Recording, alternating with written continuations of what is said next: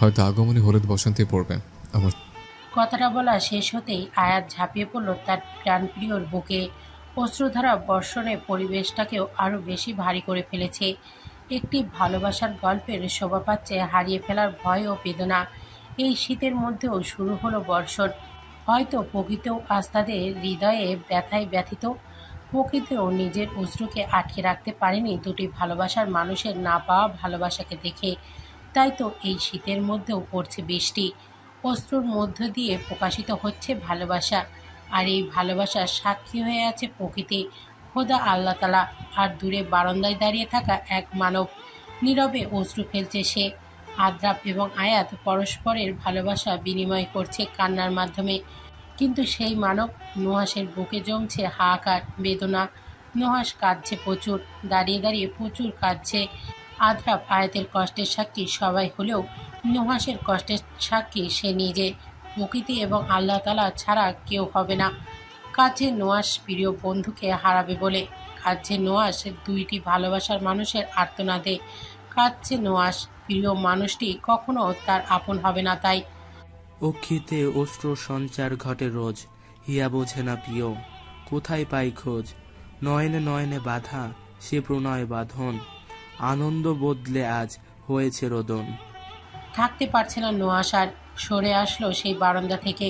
অপরদিকে কান্নার মাধ্যমে নিজেদের ভালোবাসা প্রকাশ করে নিজেদের ঘরে ফিরে গেল দুটি ভালোবাসার পাখি। নুহাস বিছানায় বসে পড়ল, অঝরে কাঁদতে লাগলো। আশেপাশে থেকে যেন কেউ বলে চলেছে, বেঈমান হবি তুই নুহাস, তোর সুযোগ এসে পড়েছে, অতি সন্নিকটে সেই মুহূর্ত, কাজে লাগা নুহাস, কাজে লাগা। অপরদিকে হয়তো অন্য কেউ তাকে বলছে, নুহাস তোর ঈমান নষ্ট করিস না, দুটি ভালোবাসার মানুষকে আলাদা করিস না, ব্যথিত হৃদয়ের ব্যথা মাঝে মাঝে প্রকাশ না করাই উত্তম। জোরে জোরে কেঁদে উঠল নুহাস। জানে না সে কি করবে, বুঝতে পারছে না কি করা উচিত তার। বড্ড অবুঝ লাগে তার নিজেকে। জানা নেই নুহাস কার কথা শুনবে, বেছে নিবে সে কার পথ, বেঈমানের পথ নাকি যে পথে রয়েছে শুদ্ধতা পবিত্রতা। আজ অনেকদিন পর সাজতে বসেছে আয়াত। সে সেজেছিল নিজের বিয়েতে, তবে স্বেচ্ছায় নাই। তবে নিজের ইচ্ছা থেকে এর আগে কবে প্রসাধনী ছুঁয়েছিল সেটা মনে পড়ে না তার। মাঝে মাঝে নিজের সৎমাকে ধন্যবাদ জানায় সে মনে মনে, কারণ সে এই পদক্ষেপ নিয়ে আয়াতকে একটা ভালো পরিবার উপহার করেছে।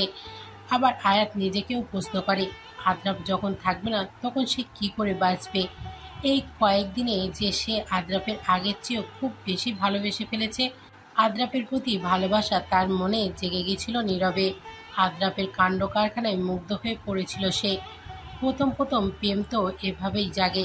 নিয়তি তাকে এবং আদ্রাপকে অলৌকিকভাবে মিলিয়ে দিয়েছে, আবার মিলিয়েও মিলিয়নি। আসলে সব কিছু সবসময় পূর্ণতা পায় না, মাঝে মাঝে কিছুটা অপূর্ণতাও রয়ে যায়। আদ্রাপ বিহীন নিজেকে ভাবতেই শিউরে ওঠে সে। চোখ ভরে আসে নীরে। যদি তাকে সবাই আবার বিয়ে দিয়ে দিতে চায়, না করবে না সে, কিছুতেই আর রাজি হবে না। দাদির খেয়াল রেখে এবং আদ্রাপের স্মৃতিগুলোকেই আঁকড়ে ধরে কাটিয়ে দেবে বাকি জীবন। পরপারেই মিলিত হবে ভালোবাসার সাথে। হয়তো জান্নাতে কোনো হলুদ বসন্তের মাঝে মিলন ঘটবে তার সাথে তার প্রাণপ্রিয়ের। বাইরে দাঁড়িয়ে অপেক্ষা করছে আদ্রাপ আয়াতের জন্য। আজ মেয়েটার সাথে বাইরে যাবে, কিছু কেনাকাটা করে দিবে সাজেকে যাবে বলে। সেই উদ্দেশ্যে আজ এত প্রস্তুতি। চোখ দুটি অধীর আগ্রহে অপেক্ষা করছে আয়াতের জন্যে। অবশেষে তার অপেক্ষার প্রহর শেষ হলো। আগমন ঘটল আয়াতের। নিজে একটু সেজে নিল, আবৃত করে রেখেছে নিজেকে খিমারের মাধ্যমে। পরিপূর্ণ পর্দাশীল নারীতে পরিণত সে। আদ্রাপ এই রূপ একদমই আশা করেনি। শুধু কাজল রাঙা দুইটি নয়ন দেখা যাচ্ছে তার, যা আদ্রাপকে বিমোহিত করার জন্য যথেষ্ট। আদ্রাপ একধানে কিছুক্ষণ তাকিয়ে রইল আয়াতের দিকে। বিপরীতে আয়াত পর্দার আড়ালে মুচকি হাসল আদ্রাপের অভিব্যক্তিতে। পরবর্তীতে আদ্রাপ আয়াতকে গাড়ির মধ্যে বসিয়ে নিচেও বসল। ড্রাইভার গাড়ি চালাতে শুরু করলো। দুজনেই রওনা দিল তাদের আজকের গন্তব্যে। গাড়ির মধ্যে বসে রয়েছে আয়াত এবং আদ্রাপ। দুজনেই নিশ্চুপ, আটকে পড়েছে জ্যামে। বাংলাদেশের প্রধান প্রধান সড়কে ট্রাফিক অবস্থা বেশিরভাগ সময় অপরিবর্তনীয়। চোখ খুললেই যেন ট্রাফিকের দেখা পাওয়া যায়।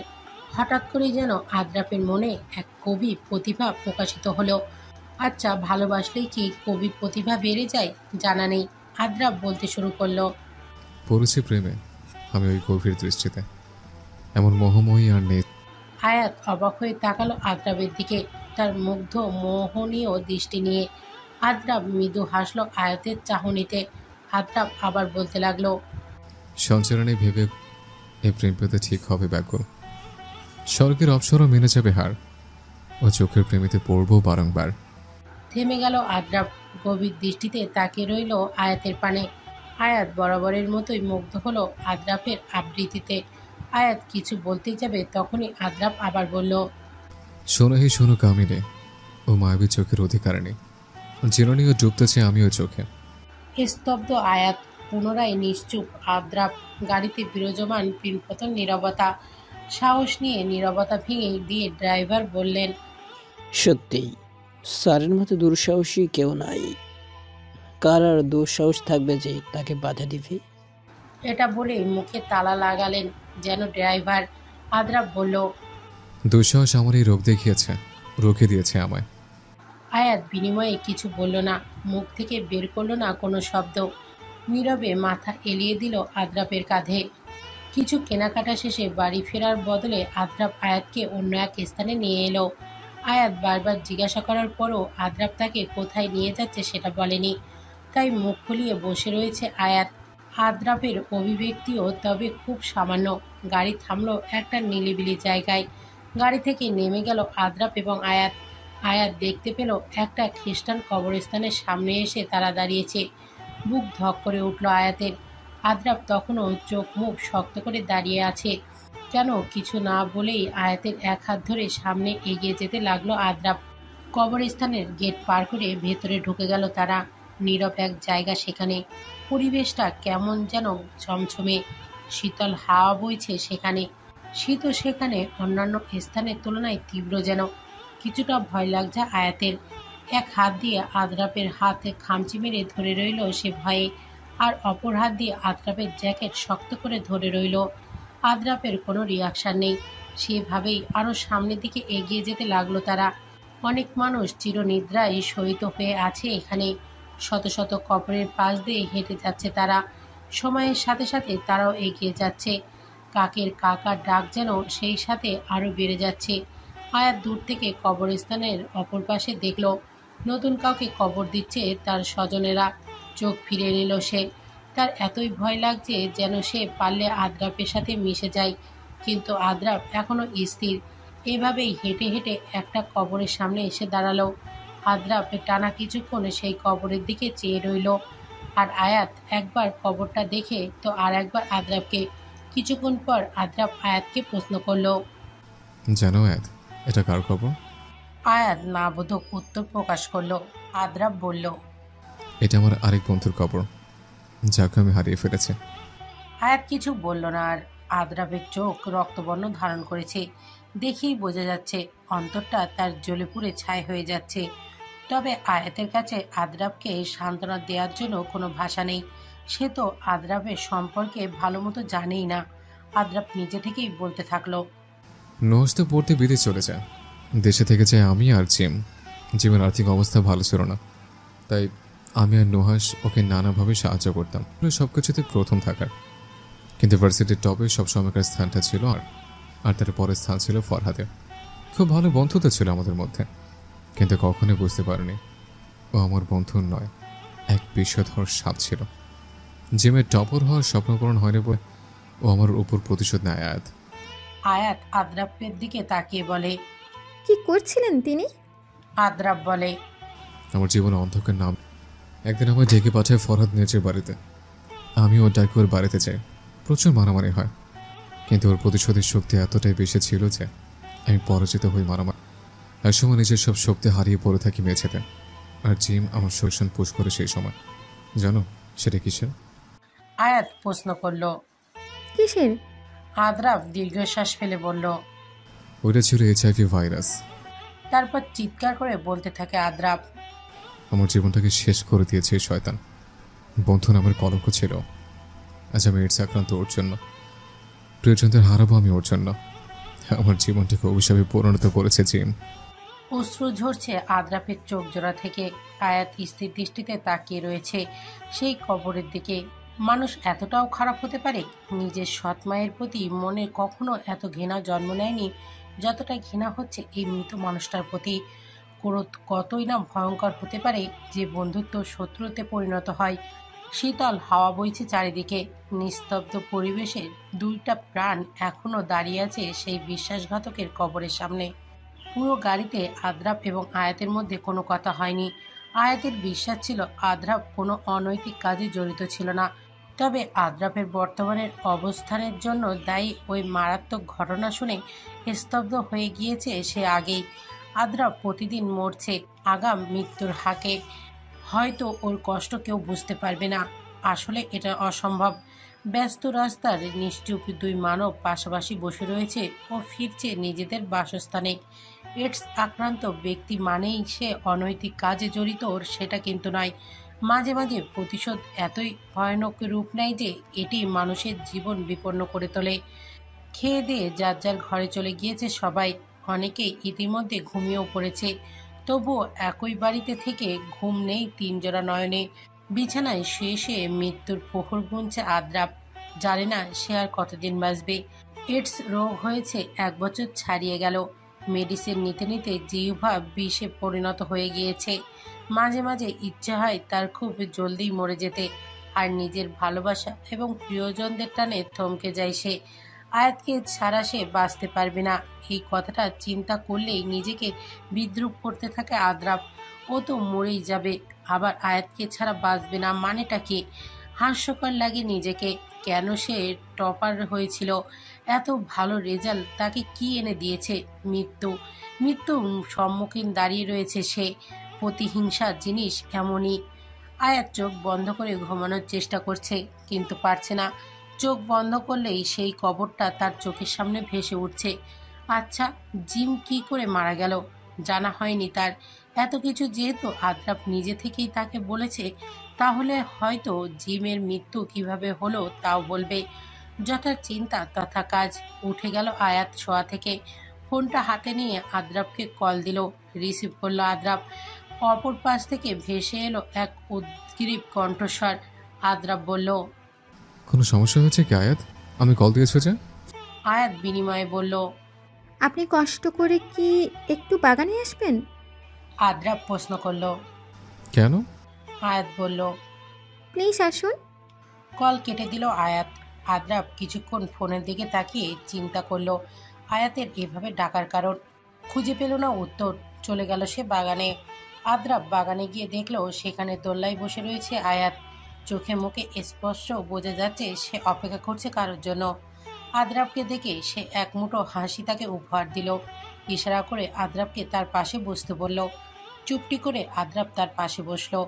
আয়াত নিজের হাত বাড়িয়ে দিল আদ্রাপের দিকে। আদ্রাপ এক হাত রাখলো আয়াতের হাতের উপর। আয়াত প্রশ্ন করলো। আমি একটা প্রশ্ন করলে কি আপনি তার সঠিক উত্তর দেবেন? আদ্রাপ জিজ্ঞাসা করলো। কি প্রশ্ন? আয়াত আদুরে স্বরে বলল। আগে বলুন উত্তর দিবেন। আদ্রাপ হালকা হেসে বলল। আচ্ছা। আয়াত নিজের হাসি পরিধি আরেকটু বাড়িয়ে বলল। তাহলেই চলবে। আচ্ছা। জিম কিভাবে মারা গেছেন? আদ্রাপের কপাল সংকুচিত হলো। জিজ্ঞেস করলো।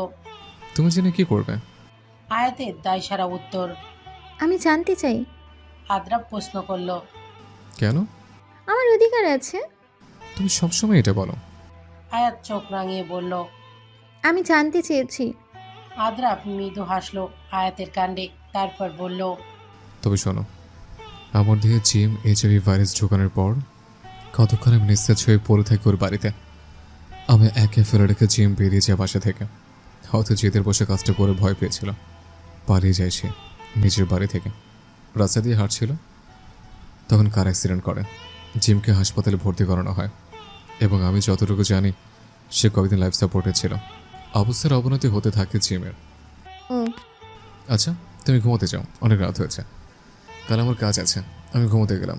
শুভরাত্রি। আয়াতের তরফ থেকে কোনো উত্তর না নিয়েই আদ্রাপ চলে গেল বাড়ির ভিতরে। আয়াত দোলনায় একা একাই বসে রইল। জিমের জন্য তার মোটেও আফসোস হচ্ছে না। নিজের পাপের শাস্তি পেয়েছে সে, এবং আরও পাবে, কারণ সে দুর্বিষহ করে তুলেছে আদ্রাপের জীবন, অভিশাপে পরিণত করেছে তার জীবনকে। যে অভিশাপ থেকে মুক্তি একমাত্র পথ মৃত্যু। সাজেক উপত্যকা বাংলাদেশের রাঙ্গামাটি জেলার বাঘাইছড়ি উপজেলার অন্তর্গত সাজেক ইউনিয়নের একটি বিখ্যাত পর্যটন স্থল। রাঙ্গামাটির একেবারে উত্তরে অবস্থিত এই সাজেক ভ্যালিতে রয়েছে দুটি পাড়া, রুলই এবং কংলা। 1880 সালে প্রতিষ্ঠিত রাইলই পাড়া 1720 ফুট উচ্চতায় অবস্থিত, আর কংলাক পাড়া 1800 ফুট উচ্চতায় অবস্থিত।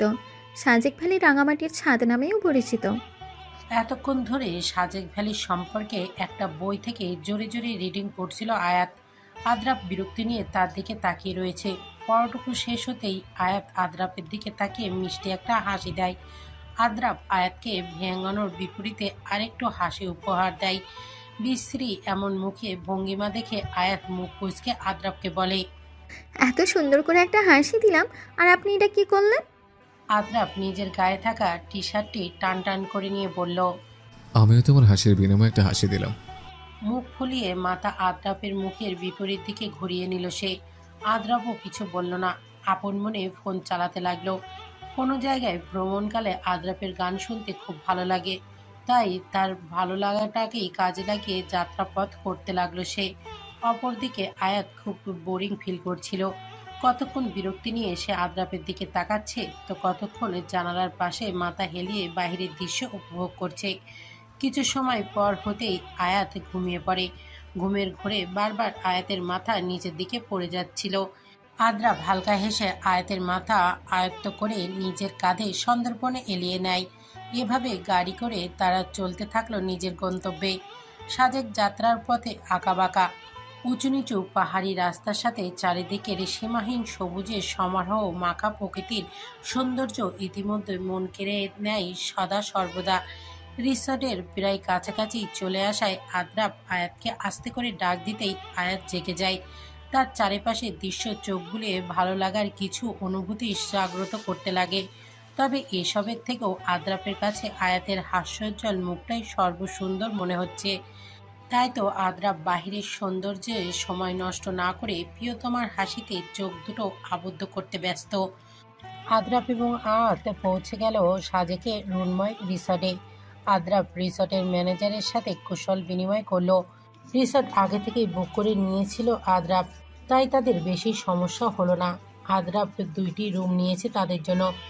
রিসেপশন থেকে চাবি নিয়ে একটি চাবি আয়াতের হাতে ধরিয়ে দিল। আয়াত প্রশ্নসূচক দৃষ্টি নিবদ্ধ করলো আদ্রাপের উপর।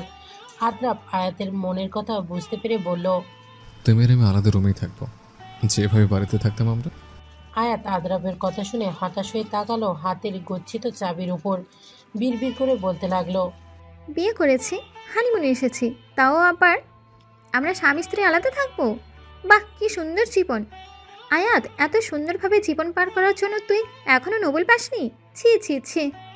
আদ্রাপ ভুরুকুসকে আয়াতের দিকে নিজের মুখ কিছুটা এগিয়ে দিয়ে প্রশ্ন করলো, কি বিড়বিড় করছেন মিসেস আদ্রাফ?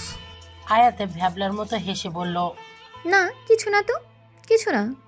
আদ্রাপ হাত দিয়ে ইশারা করে বলল, তবে কি নিচে রুমে যাওয়া হবে? আয়াত মাথা নাড়িয়ে সম্মতি জানালো। দুজনেই নিজেদের রুমে গিয়ে একটা লম্বা শাওয়ার নিয়ে আরামে একটা ঘুম দিল। সাজেক ভ্যালিতে বিদ্যুতের ব্যবস্থা নেই, তবে রিসর্টগুলোতে সোলার প্যানেল রয়েছে। সন্ধ্যা 7টা থেকে রাত 10টা পর্যন্ত জেনারেটর চালু থাকে। সেক্ষেত্রে রাতের দর্শনীয় স্থান পরিদর্শন করা বিপজ্জনক, যেহেতু পাহাড়ি এলাকা। বিদ্যুৎ না থাকায় চারিদিকে অন্ধকারে আচ্ছন্ন।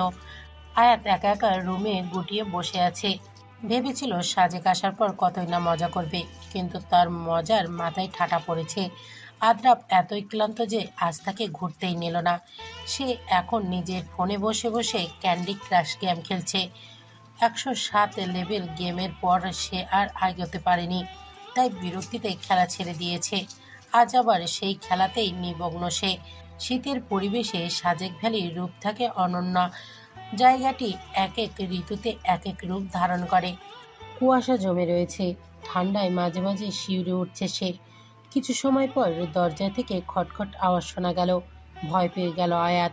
বিছানায় এক প্রান্তে আরো গুটিয়ে নিল নিজেকে। দরজার অপর পাশ থেকে শোনা গেল এক অতি পরিচিত ও মোহনীয় কণ্ঠস্বর। মৃদু কণ্ঠে সে ডাকছে, আয়াত, এই আয়াত, দরজা খোলো। তুমি কি ঘুমিয়ে পড়েছো? শান্তির এক নিঃশ্বাস ফেলল আয়াত। চট করে উঠে গিয়ে চলে গেল দরজা খুলতে। যখনই দরজা খুলতে যাবে তখনই মাথায় এক অন্য ভয় চেপে বসলো। কাঁপা কাঁপা কণ্ঠস্বরে সে প্রশ্ন করল। কে? অপর পাশ থেকে ভেসে আসলো। আমি আদ্রাফ। ঠোঁট জোড়া জিভ দিয়ে ভিজিয়ে নিল আয়াত। পুনরায় প্রশ্ন করল। কে? ওপাশে থাকা ব্যক্তিটি ভুরু কোঁচকাল, বিরক্তি নিয়ে বলল, আমি আদ্রাফ, দরজা খোলো। আয়াত পুনরায় প্রশ্ন করল। কে? আয়াত, তুমি দরজা খুলবে? আয়াত অন্য পাশ থেকে বলল, আগে বলুন কে? আর আমি আদ্রাফ, আমি আদ্রাফ। অষ্টধর প্রশস্ত করে একটা হাসি দিল আয়াত। ঝট করে খুলে দিল দরজা। দেখতে পেল আদ্রাফ রাগী চোখে তাকিয়ে রয়েছে। আয়াত হাসিটা আরো বাড়িয়ে দিয়ে বলল। আসুন, ভিতরে আসুন। আদ্রাফ ঘরটির ভেতরে ঢুকে বলল। এত সময় কেন লাগলো? এতবার জিজ্ঞেস করলে কেন? আমি উত্তর দেওয়ার পরও? আয়াত অসহায়ত্ব নিয়ে বলল। যদি আপনার জায়গায় কোনো জিনভূত আসতো? আদ্রাফ অবাক স্বরে বলল। কি? আয়াত ভাব নিয়ে বুকে 2 হাত গুজে বলল। আমি শুধু সতর্ক ছিলাম, নিশ্চয়তার জন্য এমন করেছি। এই, তোমার তোমার সতর্কতা কিভাবে মাথায় এলো? ও মা, ছোটবেলায় শোনেননি? কি শুনবো? রাতে গুমোট পরিবেশে মাঝে মাঝে জিনভূত দরজায় করা নাড়ে, এরপর আপনি দরজা খুলে আপনার ঘাড় মুটকে দেবে। আদ্রাফ মাথায় হাত রাখলো, হতাশ হয়ে প্রশ্ন করলো। এটা কোত্থেকে শুনেছ? আমার ফ্রেন্ডের মুখে শুনেছি, ওকে নাকি ওর দাদি বলেছে। আদ্রাফ কোমরের 2 পাশে 2 হাত দিয়ে বলল। আর কি শুনেছ? আমি একটু শুনি। আয়াত বলল।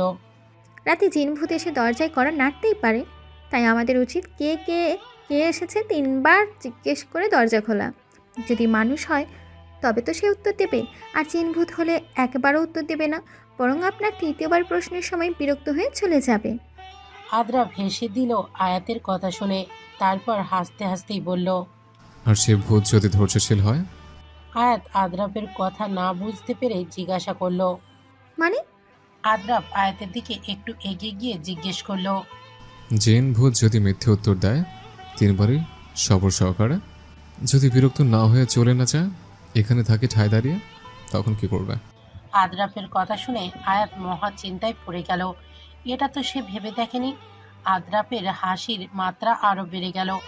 আয়াতকে আর কোনো চিন্তা করার সুযোগ না দিয়ে তার হাত ধরে নিয়ে চলে গেল রিসর্টের বাহিরে। জায়গাটা বেশ সুন্দর, ধন্যবাদ আমায় এখানে নিয়ে আসার জন্য। আদ্রাফের কাঁধে মাথা রেখে বলল আয়াত। আদ্রাফ বলল। জায়গাটা বেশ সুন্দর, যথেষ্ট রোমাঞ্চক। রাতের পরিবেশটা অনন্য এক রূপ নিয়েছে। আয়াত নিশ্চুপ থেকে রইল। সময়টা বেশ উপভোগ করছে সে। আদ্রাফের কাঁধে মাথা রেখেই যদি সে এভাবেই সারা জীবন সময় পার করে দিতে পারত, তবে সে হয়তো সবচেয়ে সুখী। পূর্ব আকাশে যখন সূর্যের উদয় ঘটেছে, তখন যেন কিছু নতুন আমেজ কারো জীবনে সঙ্গী বানিয়ে নিয়ে এসেছে, আবার কারোর জন্য নিয়ে এসেছে দুঃখের কলসি। আয়াত যখন আপনাদের সাথে সকালবেলা দেখা করতে যায়, তখন আদ্রাফের মুখের অবস্থা দেখে কিছুটা চমকে ওঠে। আদ্রাফের মুখমণ্ডলে এবং বাহুতে কিছু র্যাশ দেখা যাচ্ছে। হঠাৎ আদ্রাফের এই র্যাশের কারণ খুঁজে বের করতে অস্থির হয়ে ওঠে আয়াত। আদ্রাফ তখন আয়াতকে সান্ত্বনা দিয়ে বলে। এই পাগল মেয়ে, শুধু শুধু এই র্যাশের জন্য এত অস্থির হয়ে ওঠার কারণ আছে বলো তো? আয়াতের মন মানে না। আদ্রাফের মুখে ও বাহুতে এমন হালকা লাল আবার কালচে র্যাশ তার কাছে স্বাভাবিক লাগে না। আয়াত আদ্রাফকে বলে। আপনার মুখে হাতে তাহলে এসব র্যাশ কেন? আদ্রাফ ঠোঁটের হাসিটুকু আরো চওড়া করে বলল। এই শীতে তো অনেক কিছুই হয়, আমারও তেমন কিছু হয়েছে বোধ হয়। বোধ হয়? চলো নাস্তা করে ফেলি, আজ তো আবার বাসায় যেতে হবে। আর এমনিতেই শরীরটা আমার অত ভালো লাগছে না আয়াত, তাই আজ জলদি বাসার জন্য রওনা হব। আর সাজিয়ে থাকা যাবে না। আচ্ছা আয়াত, তুমি আবার এর জন্য রাগ করবে না তো? আয়াতের কেমন যেন এক অজানা ভয় কাজ করছে। সে মাথা নাড়িয়ে জানালো সে মোটেও রাগ করবে না। ডক্টরের থেকে কিছুটা দূরে বসে আছে আফরাদ। সাজেক থেকে সে ফিরেছে বেশ কিছুদিন হয়েছে। ইতিমধ্যে তার অসুস্থতা আরও একটু করে বৃদ্ধি পেয়েছে। দেহের র্যাশগুলো বেশিরভাগই কালচে রং ধারণ করেছে। শীতও প্রায় শেষের দিকে। পাখিরা জানান দিচ্ছে ওরে তোরা শুন, বসন্ত এসেছে, হলুদ বসন্ত। বেশ সময় ধরে ডক্টর আদ্রাপের রিপোর্টগুলো পর্যবেক্ষণ করছে। উৎসুক দৃষ্টিতে চেয়ে আছে আদ্রাপ তার দিকে। আদ্রাপের মন বলছে, তোর আর থাকা হবে না রে। এক বড় নিঃশ্বাস ফেলে তাকালেন ডাক্তার আদ্রাপের দিকে। মুচকি এক হাসি উপহার দিলেন তিনি। তারপর আদ্রাপকে বললেন, আদ্রাপ, এক লম্বা শ্বাস নাও তো। বাধ্য ছেলের মতো ডক্টরের কথা শুনে একটি লম্বা শ্বাস নিল সে। তারপর ডক্টরের দিকে তাকিয়ে বলল, আমি ঠিক, তাই না ডক্টর? আদ্রাপের জন্য যে হাসিটা মুখে সাজিয়ে রেখেছিলেন ডক্টর, আদ্রাপের কথা শুনে সেটা নিমেষেই মিলিয়ে গেল অন্তরালে। শুকনো মুখ হয়ে গেল যেন তার। সেভাবেই সে আদ্রাপকে উত্তর দিল, আমায় মাফ করো আদ্রাপ, জীবনের শেষ দরজায় করাঘাত করাটাই এখন বাকি তোমার। হাসতে লাগলো আদ্রাপ। মানুষ তো কষ্ট পেলে বুক ফেটে কাঁদে, আর আদ্রাপ তার বুক ফাটা আর্তনাদ প্রকাশ করছে হাসির মাধ্যমে। জড়িয়ে ধরল সে ডাক্তারকে, তারপর ছেড়ে দিয়েও হাসতে লাগলো। কিন্তু কিভাবে যেন চোখের এক কোণ থেকে কিছুটা জল তার গাল বেয়ে গড়িয়ে পড়ল। নিজেকে পুরোই ঘরবন্দি করে ফেলেছে আদ্রাপ। এখন আর কারোর সাথে সে কথা বলতে চায় না, দেখা করতে চায় না। গুটিয়ে ফেলেছে সে নিজেকে, আয়াতের থেকে নিজেকে সরিয়ে ফেলেছে। মায়া বাড়াতে চাচ্ছে না আদ্রাপ আর কারোর সাথে। অঝরে কাঁদে সে বসে বসে নিজের ঘরে, নামাজ পড়ে, খোদা তালাকে ডাকে। শেষ মুহূর্তে এছাড়া আর কিছুই করার নেই তার। আদ্রাপের দাদি দিলারা জামান আদ্রাপের এই অবস্থা দেখে কিছুটা অসুস্থ হয়ে পড়েছেন। আয়াত নিজেকে আর দাদিকে সামলায়। আদ্রাপের কাছে যেতে চাইলে তার ধারে কাছেও যেতে পারে না। নিজের মনকে কিছুতেই মানাতে পারছে না সে। বসন্ত যেখানে প্রকৃতিকে মানুষকে এসে নতুন রূপে রাঙায়, সেখানে যেন পুরো আদ্রাপের পরিবারের মাধ্যমকার সকল রং শোষণ করে ফেলেছে। অনেক সময় পর আদ্রাপ বেরিয়েছে নিজের রুম থেকে। বাগানে এসে বসেছে সে। নুহাসকে ডেকে পাঠিয়েছে সে। নুহাসও ভালো নেই, হাজারও শোকে কাতর প্রায়। তবুও বন্ধুকে সতেজ রাখার জন্য মুখে কিছুটা হাসি ফুটিয়ে মুখোমুখি হয়েছে তার। আদ্রাপের সামনে বসে ভালো করে সে তাকায় আদ্রাপের পানে। বুকটা কেঁপে ওঠে নুহাসের। কেমন শুকিয়ে গেছে আদ্রাপের চেহারা, চোখ মুখ আবার ফুলে গিয়েছে। হুট করেই যেন আবার আদ্রাপ ভয়ানকভাবে অসুস্থ হয়ে পড়েছে। নুহাস এগিয়ে আদ্রাপের কাঁধে হাত রেখে বলে, যাই হোক, এমন হয়ে গেলি কেন তুই? কি অবস্থা করেছিস নিজের? এমনিতেই তুই অসুস্থ, তারপর আবার সব কিছু থেকে নিজেকে আলাদা করে আরো অসুস্থ হয়ে পড়েছিস আদাফ। আর হব না আমি অসুস্থ। এটাই তো জীবনের শেষ অসুখ, শেষ অসুস্থতা, তারপর মুক্তি, সব কিছু থেকে মুক্তি। আমি জানি তোর অবস্থা, আমি জানি হাজার চাইলেও সেই সত্যি থেকে লুকানো সম্ভব নয়। মরতে একদিন হবে, আমাদের সবাইকেই হবে আদাফ। হাজার চাইলেও আমরা কেউ তোকে এই ভয়ানক সত্য থেকে লুকিয়ে রাখতে পারবো না। জানিস আদাফ, মনটা এখনো মানছে না আমার, কিন্তু সেদিন আমি তোর রিপোর্ট দেখেই সব বুঝতে পারলাম। পুরো ডিপ্রেশন হয়ে গেছিস তুই। জানিস আদাফ, আমি কিন্তু এই শেষ সময়টুকু আমাদের সবার সাথে হেসে খেলে পার কর, দেখবি এত আফসোস থাকবে না। আয়াতের অবস্থা দেখেছিস কি তুই? দাদিও অসুস্থ কিছুটা, সেটাও তুই জানিস। আর ওইদিকে আয়াত কেঁদে কেটে নিজের জীবনকে অর্ধেক করে ফেলেছে। আমরা না হয় আমাদের জীবনে পূর্বের সময়টুকু অনেক মজা করেছি, কিন্তু আয়াতের কথা চিন্তা কর, মেয়েটা কি সারা জীবন এভাবেই কষ্ট পাবে? নুহাসের কথাগুলো আদ্রাপের কর্ণকুহরে পৌঁছতেই কিছুটা অস্থির হয়ে পড়ল সে। নুহাসের এক হাত নিজের দু হাতের মধ্যে নিয়ে বলল, নুহাস, আমার কিছু কথা ঠান্ডা মাথায় শুনবি, ঠিক আছে? তুই কি রাখবি আমার কিছু কথা? কি কথা বল। সবই তো বুঝছিস যে আমি আর বেশি দিন নেই, তাই আমি আমার সময় শেষ হওয়ার আগে একটা সিদ্ধান্ত নিলাম। আমি আমার অবর্তমানে আমার সকল সম্পত্তি আমার দাদি এবং আয়াতের নামে দিয়ে দিতে চাই। আর দাদির অবর্তমানে সবকিছুই আয়াতের নামে থাকবে। আমি তোর আর আয়াতের নামে দিয়ে যাব। আমার নামে কেন? কারণ আছে, এটা আমার সিদ্ধান্ত এবং ইচ্ছে। নুহাস, নুহাস কি যেন চিন্তা করলো। ভাবুক দৃষ্টি নিয়ে কিছু সময় মেঝের দিকে তাকিয়ে রইল সে। তারপর বলল, আচ্ছা ঠিক আছে। আদ্রাপ নুহাসকে বলল, আমাকে কখনো ভুল বুঝিস না প্লিজ। মনে করবি না যে আমি শুধু তোকে ব্যবহার করছি। আমি সত্যিই তোকে অনেক বেশি বিশ্বাস করি নুহাস, আর তোকে ভরসা করে সব দায়ভার দিচ্ছে। আচ্ছা ঠিক আছে। হ্যাঁ। নুহাস প্রশ্ন করল, তবে আমি কি উকিলকে দিয়ে সব কাগজপত্র তৈরি করাবো? হ্যাঁ, খুব জলদি করিয়ে ফেল, ভয় লাগে কাজ করে। তুই সাহসী ছেলে আছিস এবং যতদিন বাঁচবি তুই সাহস নিয়েই বাঁচবি। নোয়াশও সম্মতি দিল। আদ্রাব নোয়াশের হাত আরো আগলে নিয়ে বলল, আমার আর একটা ইচ্ছে আছে। কি? রাগ করবি না, বল। তোর ওপর কিভাবে রাগ করি আমি, বল আদাফ, তুই বল। আমি চাই আমার মৃত্যুর পর তুই আমার পরিবারকে আগলে রাখ এবং তা তো রাখবো ইনশাআল্লাহ, তুই চিন্তা করিস না। আর এবং কি? নুহাস, আমি চাই আমার মৃত্যুর পর তুই আয়াতকে বিয়ে করবি তো? নোয়াশকে করুণ স্বরে প্রশ্ন করলো আদ্রাব। ঝটপট কিছুটা দূরে সরে গেল নোয়াশ আদ্রাবের থেকে, বলল, এটা তুই কি করে বলিস আদাফ? শোকে কি তোর মাথা পুরো নষ্ট হয়ে গিয়েছে? অপরাধী স্বরে আদ্রাব বলল, আমি জানি না আমি কি বলছি। আমি আয়াতের ভালোর জন্য এটা চিন্তা করেছি, আর তাই তোকে জানালাম। বলতে পারিস প্রস্তাব দিলাম, বল না আমায়, করবি আয়াতকে বিয়ে? সবকিছুর একটা সীমা থাকা উচিত আদাফ, তুই বুঝতে পারছিস তুই কি বলছিস? কেন তুই কিসের ভয় পাচ্ছিস নুহাস? তোর কি এটা সমান আঘাত লাগছে যে তুই একজন বিবাহিত নারীকে আবার বিয়ে করছিস? মেয়েটি বিবাহিত হলেও কি হয়েছে, ও খুব ছোট, আর এমনিতেও অনেক কষ্ট পেয়েছে সে জীবনে। আমি মারা যাওয়ার পর যদি ওর দিকে কেউ কুদৃষ্টি দেয়, তার চেয়ে ভালো না আমি মরবার আগে ওর একটা ভালো ব্যবস্থা হয়েছে। ও নিজের জন্য একজন যোগ্য জীবনসঙ্গী পেয়েছে, ওর ভালোর জন্যই তুই সিদ্ধান্ত নিয়েছে। তারপর নুহাস কিছু বলার আগেই আদ্রাব নোয়াশকে বলল, এই দাঁড়া নুহাস, তুই কি মনে করেছিস আমি তোকে বডিগার্ড টাইপ কিছু হতে বলছে? তোকে ওর সম্পূর্ণ অধিকার দিয়ে দিতে চাইছে, যে অধিকার আমার ছিল কিন্তু আমি কখনো প্রয়োগ করিনি। নোয়াশ নিজেকে কিছুটা ধাতস্থ করে বলল, ভাই তুই একটু ঠান্ডা হ, তুই কিন্তু বাড়াবাড়ি করছিস। আরে ভাই আমি ওকে বিয়ে করতে পারবো না। কেন পারবি না নুহাস? তুই ওকে বিয়ে করলে আমি কতটা নিশ্চিন্তে মরতে পারবো, তুই আসলে বুঝতে পারছিস না। আর নুহাস, তুই তো আয়াতকে ভালোবাসতে। হ্যাঁ, আমি তো তোর চোখে আয়াতের প্রতি ভালোবাসা দেখেছি, তাহলে কেন আমার প্রস্তাবকে নাকচ করছিস তুই? নোয়াশ স্তব্ধ হয়ে গেল আদ্রাবের কথায়। চিন্তা করতে লাগলো যে ও কিভাবে বুঝতে পারলো যে সে আয়াতকে ভালোবাসে। আদ্রাব নোয়াশের চিন্তিত মুখ দেখে মৃদু হেসে বলল, একজন মানুষ যে ভালোবাসতে জানে সে অপর যেন ভালোবাসাটা, তো এটা নিয়ে এত ভাবতে হবে না তো। নোয়াশ তখন আদ্রাবকে বলল, আমি পারবো না রে তবুও আয়াতকে বিয়ে করতে।